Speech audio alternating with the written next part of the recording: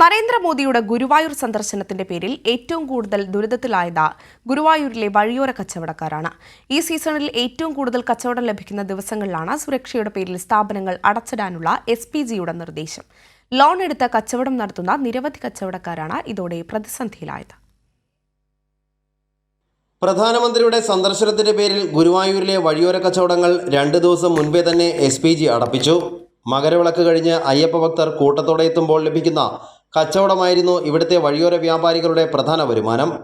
ഈ സീസൺ ലക്ഷ്യമിട്ട് ലോൺ എടുത്ത് സാധനങ്ങൾ സംഭരിച്ച കച്ചവടക്കാരുടെയെല്ലാം പ്രതീക്ഷകൾ തകിടം മറിഞ്ഞതായി വഴിയോര കച്ചവടക്കാരുടെ പ്രതിനിധികളായ അനീഷും അജിത്തും പറയുന്നു.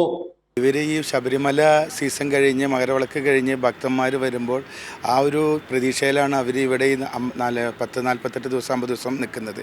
അതിന് അവരുടെ വളരെ വിഷമത്തിലാക്കുന്ന ഒരു തരത്തിലുള്ള നിയന്ത്രണം ഇതാണ് പോലീസ് പറയുന്നത്. കാരണം 2 ദിവസം 3 ദിവസം കച്ചവടം ചെയ്യാൻ പാടില്ല, അതുമാതിരി കടകൾ തുറന്നാലും വ്യാപാരികൾക്ക് സാധനങ്ങൾ കൊടുക്കാൻ പാടില്ല, തുറന്നിരിക്കാം എന്നുള്ളൊരു നിയന്ത്രണം വന്നത്. ഇത് വളരെ ബുദ്ധിമുട്ടുണ്ടാക്കുന്ന ഇതാണ്. ഒരു വഴിയോര കച്ചവടമായി ബന്ധപ്പെട്ടിട്ട് നമ്മളെ വളരെയധികം ബുദ്ധിമുട്ടാണ്.